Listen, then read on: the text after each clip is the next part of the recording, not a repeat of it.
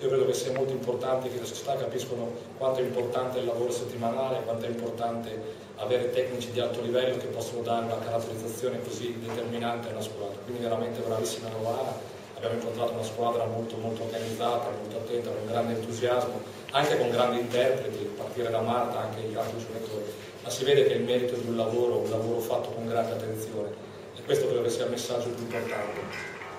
Perdonate. Per quanto ci riguarda, io veramente spero che il messaggio sia molto chiaro. Noi per vincere a Novara dovevamo giocare ad altissimo livello, siamo riusciti forse a farlo a tratti, ma ci è mancata l'energia mentale che di solito mettiamo in campo. Veniamo da una settimana abbastanza intensa, la partita con Villa, la trasferta e tutto. Ciò non toglie che probabilmente la partita poteva anche finire nello stesso modo. Dico solo che durante la gara abbiamo vissuto momenti di grande nervosismo.